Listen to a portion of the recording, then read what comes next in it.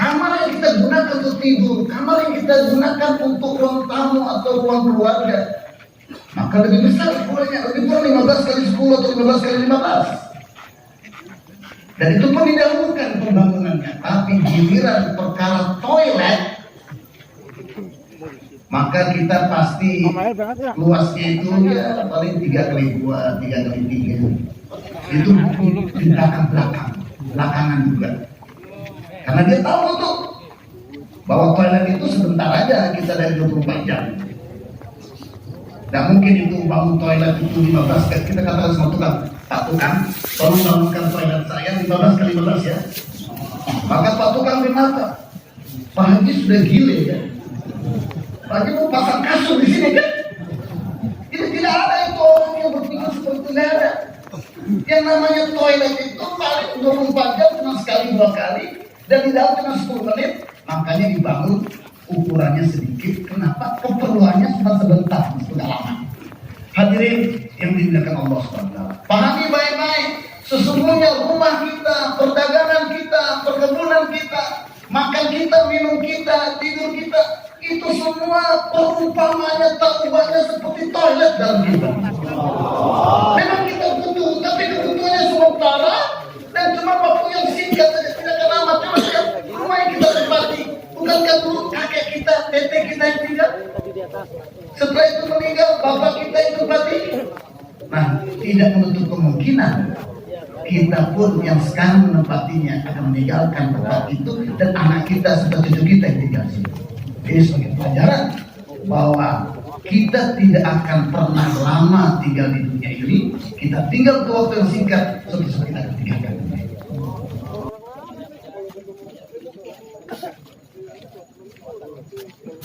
Bahwasanya diri harta dan istiqdad pertama sekali hendaknya digunakan untuk perkara iman, untuk mengenal Allah.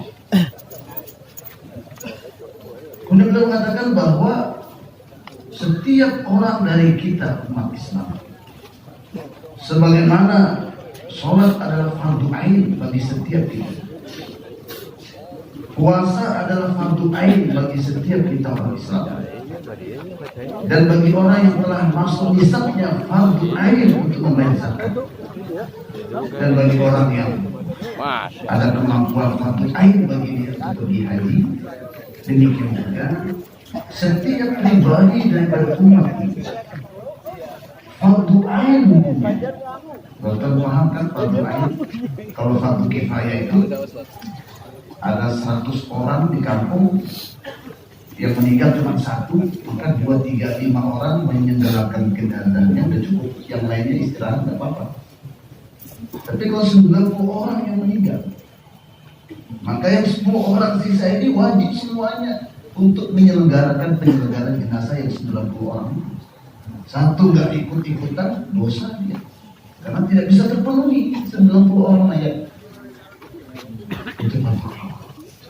Demikian juga setiap kita dari umat Islam ini hukumnya fardu ain untuk usaha atas iman mereka dengan menggunakan harta diri dan potensi tadi, di mana iman yang wajib mereka usahakan minimal iman itu dapat menegakkan dirinya dalam mentaati faraid dalam agama Islam, dan iman yang dihasilkan itu minimal dapat menjadi rem break dari dosa-dosa dan kemaksiatan yang dilarang oleh Rasulullah. Coba kita berikanlah waktu di tengah malam sejenak untuk merenung, bermuhasabah atas perkara iman kita. Kira-kira iman kita itu berada di level yang mana? Adakah iman kita berada di level yang Allah inginkan? Atau kita berada di level yang sangat membahayakan? Karena iman itu tidak ada di satu level, tidak ada. Iman itu tidak ada limitnya, tidak ada batasnya. Bayangkan, di mana semua ijma, ittifaq ulama bahwa tidak ada iman yang melebihi imannya baginda Rasulullah SAW. Tidak pernah ada sebelumnya dan juga tidak akan pernah ada sesudah kehadiran baginda SAW. Tetapi kenapa baginda Rasulullah SAW mengatakan, wallahi ma'araf haqqa ma'rifah. Ya Allah, ini Allah, saya tidak mengenal engkau sebagaimana kau layak dikenal. Dan baginda Rasulullah SAW yang derajat imannya disepakati tidak ada yang bisa melebihi. Beliau mengatakan belum sampai kepada makrifah yang Allah kehendaki, itu sebagai pertanda bahwa iman unlimited. Namun dia naik dan dia turun. Dan sudah kita memberikan waktu untuk merenung. Kayak di Jawa Barat di paling dia naik terus ke atau menurun terus atau hilang. ya. Berikan waktu untuk kita muhasabah atas perkara iman. Apakah iman kita berada di level yang tinggi atau level yang rendah? Coba lihat. Hadirin, lautan. Lautan itu bisa memberikan manfaat untuk jutaan manusia. Ya. Tapi kalau tangki di rumah hanya cukup untuk 10-20 ahli keluarga. Tapi kalau botol saya atau gelas yang di tangan saya cukup untuk memenuhi kebutuhan saya pribadi. Saya haus, saya minum, insya Allah keperluan saya terpakai.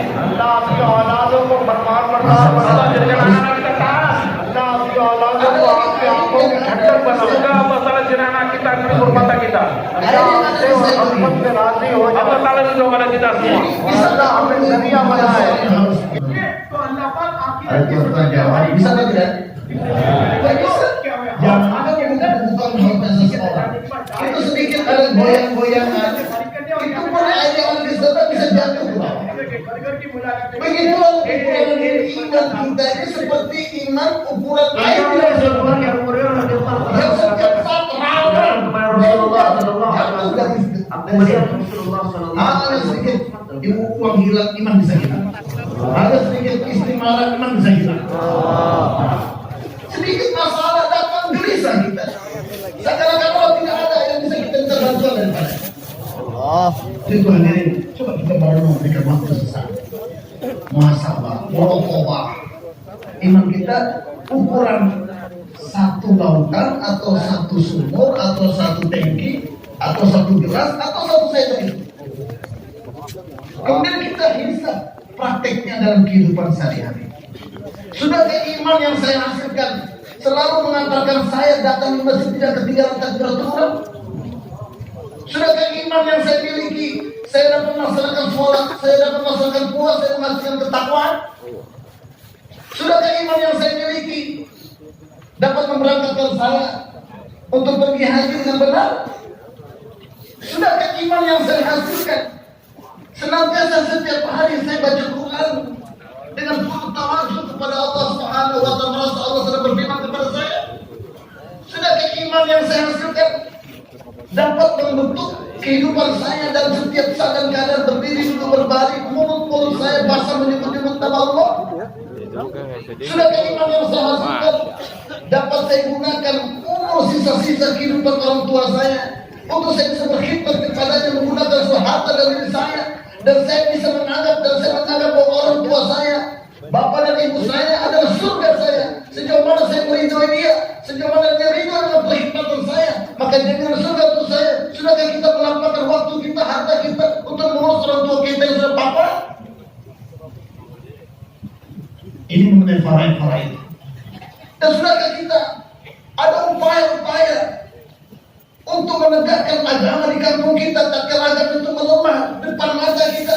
Sudahkah kita menggiring umat ini kepada agama? Kita tidak membiarkan umat ini terbengkalai dengan agama. Kita tidak tenang hidup kita, tidur kita tatkala melihat agama melemah depan mata kita. Sudahkah seperti itu?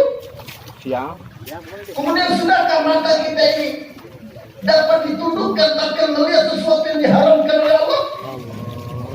Tatkala kita tahu hadis Rasulullah SAW bersabda, barang siapa menundukkan pandangan matanya di tempat-tempat yang diharamkan oleh Allah, maka Allah akan berikan kepadanya kemanisan iman yang dihasilkan dari ibadah. Sudahkah kita merasakan kenikmatan dan kemanisan dalam ibadah kita? Sudahkah telinga kita ini bisa merem dari semua perbincangan yang diharamkan oleh Allah? Sudahkah mulut kita ini kita tutup tatkala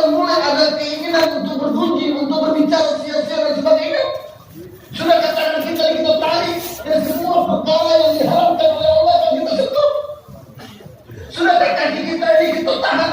Kalau ada keinginan ke tempat-tempat yang tidak diridhoi Allah, sudahkah kaki kita ini segera ke tempat-tempat yang mana sama untuk membangun agama, menghidupkan agama dan merubah agama? Ataukah kaki kita ini hanya digerakkan ke tempat-tempat yang betul manusia punya tidak manusia agama? Jadi semua pergerakan anggota tubuh kita ini itu bergantung kekuatan iman dan sudah sejauh mana level iman kita hasilkan. Kita tidak jadi waktu untuk kontrol iman. Kita akan dapat kesimpulan bahwa iman kita tak ubahnya bagaikan air yang ada di atas garpu, di atas hewan.